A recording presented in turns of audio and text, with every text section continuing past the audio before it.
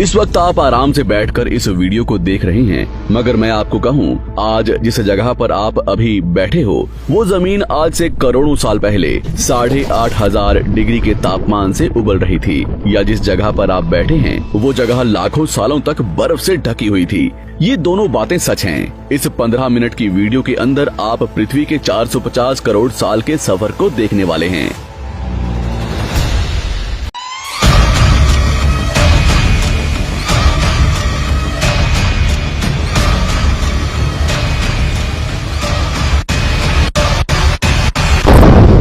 जिस जगह आज हमारा सौरमंडल है, वहाँ विभिन्न प्रकार की गैस और धूल के बादल हुआ करते थे।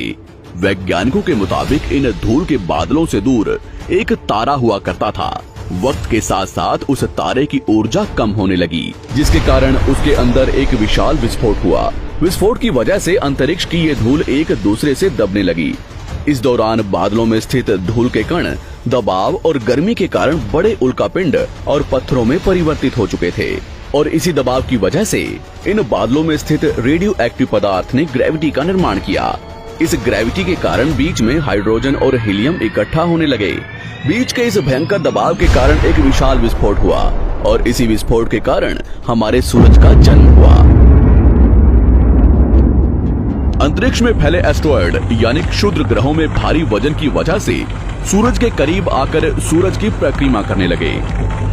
धीरे धीरे इन्हीं एस्टेरॉयड में भारी टकराव हुआ, जिसके फलस्वरूप मरकरी, विनस, अर्थ और मार्स जैसे ग्रहों का निर्माण हुआ। वैज्ञानिकों के मुताबिक उस वक्त पृथ्वी और मार्स यानी मंगल ग्रह के बीच थिया नामक ग्रह सूरज की परिक्रमा किया करता था। पृथ्वी पर ग्रेविटी होने की वजह से सूरज की परिक्रमा करने वाले एस्टेरॉयड अब पृथ्वी की परिक्रमा करने लगे, और धीरे धीरे करोड़ों सालों तक ये पृथ्वी पर गिरते रहे। और ऐसी घटना हमारे पड़ोसी ग्रह थिया पर भी हो रही थी, जिसके कारण थिया पृथ्वी के और करीब आने लगा और आकर पृथ्वी से टकराया। इस भयंकर टकराव की वजह से पृथ्वी के हिस्से कणों के रूप में अंतरिक्ष में फैल गए और एक रिंग्स की तरह पृथ्वी की परिक्रमा करने लगे।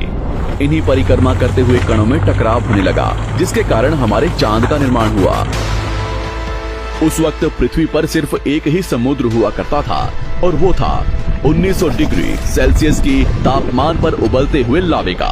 उबल रही थी वो सारी चीजें जिसे आज आप अलग अलग नाम से जानते हैं। वक्त के साथ साथ पृथ्वी धीरे धीरे ठंडी हो रही थी, जिसके कारण पृथ्वी के भारी तत्व जैसे धातु और रेडियो एक्टिव पदार्थ पृथ्वी के केंद्र में जाकर इकट्ठा हो गए, और हल्के पदार्थ पृथ्वी की सतह पर आ गए। लाखों सालों तक पृथ्वी पर उल्कापिंडों की बरसात हुई, और इन गिरते हुए उल्कापिंडों में जमा था नमक, मिनरल्स और पानी। करोड़ों सालों तक इन उल्कापिंडों की बरसात होती रही, और धीरे धीरे पृथ्वी की ऊपरी सतह पानी से ढकने लगी। वैज्ञानिकों के मुताबिक यही वो वक्त था जब दूर गहरे पानी के अंदर निकलते ज्वालामुखियों से पहली बार सूक्ष्म जीवों का निर्माण हुआ।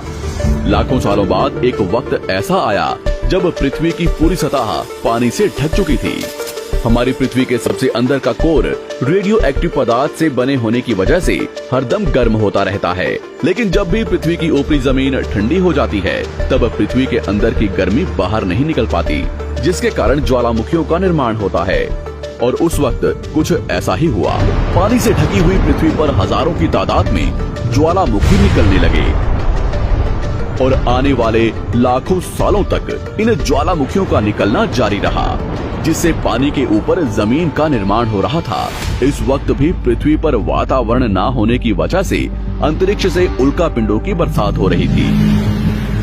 आज से लगभग 300 करोड़ साल पहले पृथ्वी पर ऐसा वक्त आया जब पृथ्वी का वातावरण लगभग स्थिर होने लगा था।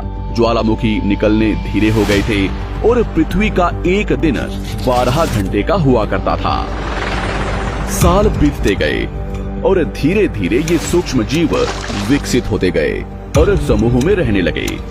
आज से लगभग 250 करोड़ साल पहले पहली बार पृथ्वी पर ऐसे जीवों का निर्माण हुआ जो जीने के लिए ये पानी के अंदर के मिनरल्स यानी खनिज पदार्थ और धूप का इस्तेमाल करते थे, और मल त्याग के रूप में ऑक्सीजन बाहर निकालते थे। इस वक्त तक पृथ्वी पर ज्यादातर ज्वालामुखी निकलने बंद हो चुके थे और इन माइक्रोबैक्टीरिया की वजह से वातावरण में ऑक्सीजन की मात्रा बढ़ रही थी। वातावरण में ऑक्सीजन बढ़ने की वजह से पृथ्वी का वायुमंडल बनना शुरू हुआ और आने वाले हजारों सालों तक वातावरण में ऑक्सीजन की मात्रा बढ़ती रही, जिसकी वजह से पृथ्वी के ज्यादातर हिस्सों में ये सूक्ष्म जीव फैल गए। हजारों सालों बाद एक वक्त ऐसा आया जब पृथ्वी में ज्यादा ऑक्सीजन बढ़ने के कारण ये सूक्ष्म जीव मरने शुरू हो गए। उस वक्त तक पृथ्वी का वातावरण ठंडा होने के साथ साथ ऑक्सीजन से भी भर चुका था, जिसके कारण जमीन और वातावरण में स्थित आयरन यानी लोहे के मिनरल्स पानी में स्थित ऑक्सीजन से रिएक्ट होने लगे और एक वक्त ऐसा आया जब पृथ्वी की जमीन आज के मार्स के जैसे लाल हो चुकी थी। वक्त बीतने के साथ साथ धरती की टेक्टोनिक प्लेट्स में दरार होने लगी, जिसके कारण पृथ्वी के अंदर का लावा जमीन की तरह कई लाखों सालों तक खुला उबलता रहा और यही वो कारण था जिसके कारण पृथ्वी के वातावरण में कार्बन डाइऑक्साइड की मात्रा बहुत बढ़ गई और पृथ्वी पर एसिड की वर्षा शुरू हो गई। एसिड रेन की वजह से पृथ्वी का तापमान घटने लगा और तापमान इतना घटा कि पृथ्वी के ऊपर स्थित पानी बर्फ में परिवर्तित होने लगा। पृथ्वी पर पहली बार भयंकर आइस एज आया। इस वक्त पूरी पृथ्वी सफेद बर्फ से ढक चुकी थी।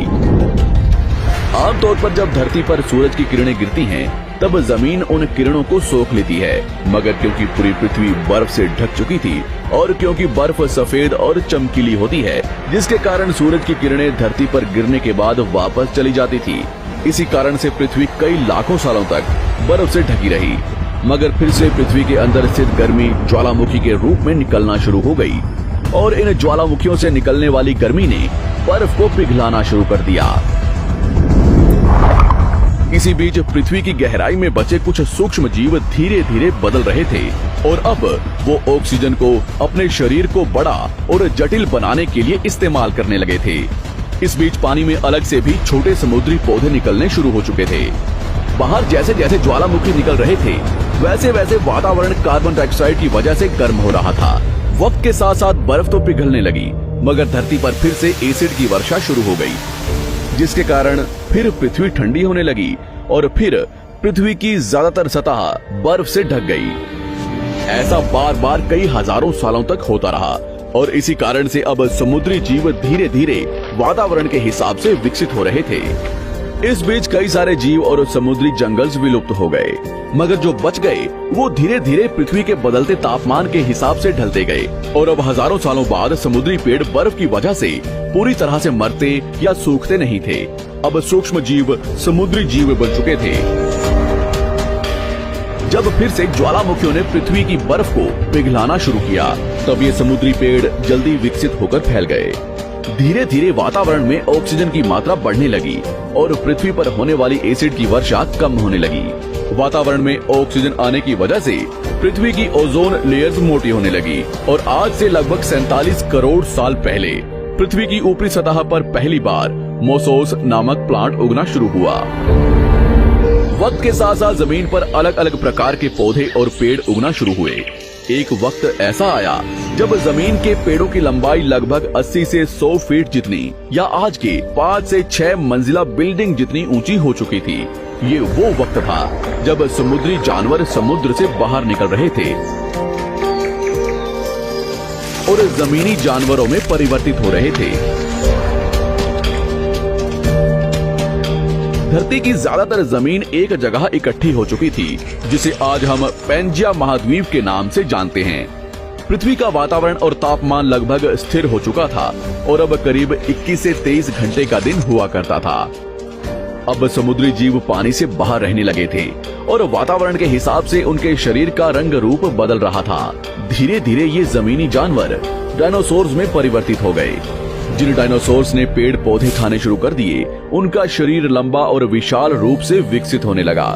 कुछ डायनासोर्स शिकार किया करते थे, जिसके कारण वे छोटे और तेज होते चले गए।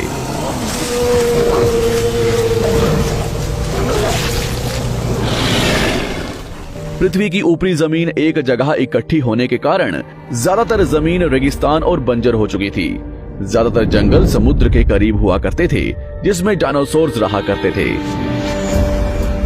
आज से लगभग 20 करोड़ साल पहले पैंजिया महाद्वीप टूटना शुरू हो गया।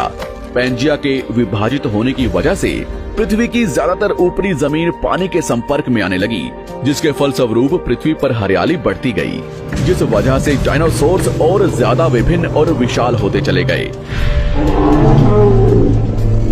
डायनासोर्स ने आने वाले लगभग 20 से 30 करोड़ सालों तक पृथ्वी पर राज किया। उस वक्त डायनासोर्स समुद्र से लेकर जमीन और आसमान तक पूरी पृथ्वी पर राज किया करते थे। इस दौरान अफ्रीका से टूटा भारत सीधे आकर आज के तिब्बत से टकराया और इस टकराव की वजह से हिमालय का निर्माण हुआ। आज से लगभग 6.5 करोड़ साल पहले पृथ्वी की तरफ आज के माउंट एवरेस्ट से भी बड़ा लगभग 4.5 लाख करोड़ किलो जितना वजनिया उल्कापिंड लगभग 80,000 किलोमीटर प्रति घंटे की स्पीड से पृथ्वी की तरफ आ रहा था। पृथ्वी की सतह को छूते ही उसमें भयंकर आग लगी और वो जलते हुए सीधा पृथ्वी से टकराया। इस टकराव से निकलने वाली ऊर्जा आज के 10 करोड़ परमाणु बम एक साथ फटने के बराबर थी। जहां ये उल्कापिंड गिरा, वहां के जानवर और पेड़ तुरंत भाप बनकर जल गए। गिरते ही पृथ्वी पर पूरी तरह धूल फैलने लगी, समुद्र में भयंकर बाढ़ आने लगी। भूकंप और आग ने पृथ्वी को जलाना शुरू कर दिया। कुछ ही घंटों में पूरी पृथ्वी के वातावरण में हानिकारक गैस और धूल की वजह से पृथ्वी नर्क हो चुकी थी। डायनासोर्स घुटन, आग और भूखमरी से पूरी तरह विलुप्त हो गए। इस वक्त हमारे पूर्वज जमीन के अंदर रहा करते थे, जिसके कारण वो इस विशाल प्रलय से बच गए। पृथ्वी का वातावरण पूरी तरह से काला और अंधेरा हो चुका था, जिससे धूप भी जमीन तक नहीं पहुंच पा रही थी। पृथ्वी के पेड़ और ज्यादातर जानवर विलुप्त हो गए। वातावरण में धूल और हानिकारक गैस के कारण पृथ्वी पर फिर से एसिड की वर्षा शुरू हो गई और फिर पृथ्वी ठंडी होकर बर्फ से ढक गई। लेकिन इस बार पृथ्वी की बर्फ लाखों सालों तक नहीं जमी रही और 80 से 90 हजार साल बाद ये बर्फ पिघलनी शुरू हो गई। जैसे ही धरती पर वातावरण फिर से पहले जैसा होने लगा, वैसे ही ये छोटे जीव जमीन से बाहर आना शुरू हो गए। उस वक्त पृथ्वी की बर्फ पिघलनी शुरू ही हुई थी, जिसके कारण अफ्रीका में घने ठंडे जंगल हुआ करते थे और इसी बीच ये जमीनी जीव बंदरों में परिवर्तित हुए। मगर जैसे जैसे पृथ्वी गर्म होने लगी, वैसे वैसे अफ्रीका के ये जंगल सूखने लगे। जंगल की चीजें खाने वाले बंदरों को खाने की कमी होने लगी। खाने की तलाश में इन बंदरों ने अपने पैरों पर चलना शुरू कर दिया, जिससे उन्हें दूसरे जानवरों के शिकार करने में मदद मिलती थी। धीरे धीरे बंदर एप्स यानी वानर में परिवर्तित हुए। खाने की तलाश में ये एप्स पृथ्वी के दूसरे हिस्सों में फैलने लगे और धीरे धीरे उनके शरीर का रंग रूप वहाँ के मौसम के हिसाब से बदलता गया। वक्त के साथ साथ हम आदिवासी बने। हमने हथियारों से लेकर आग का आविष्कार किया। हम धीरे धीरे इंसान के रूप में विकसित हुए। हमने धर्म से लेकर परिवार, भाषा और संस्कृति का निर्माण किया और वक्त के साथ साथ हम विकसित होते चले गए और आज हम इस पृथ्वी की सबसे विकसित प्रजाति बन चुके हैं। पृथ्वी को आज के जैसे बनने में लगभग 450 करोड़ साल का वक्त लगा है और हमें एक छोटे जमीन में रहने वाले जानवर से इंसान बनने में कई लाखों सालों का। मगर हमने इन 100 सालों में जितना पृथ्वी को गंदा और तबाह किया है, उतना आज तक किसी भी प्रजाति ने नहीं किया होगा। हम फिर से धरती को गर्म कर रहे हैं और कार्बन डाइऑक्साइड की मात्रा बढ़ा रहे हैं। वैज्ञानिकों का मानना है कि पृथ्वी पर फिर से विशाल परिवर्तन होने वाला है। भविष्य में पृथ्वी कैसी होगी, जानेंगे हमारी अगली वीडियो में। वीडियो पसंद आया होगा तो जरूर लाइक कीजिएगा।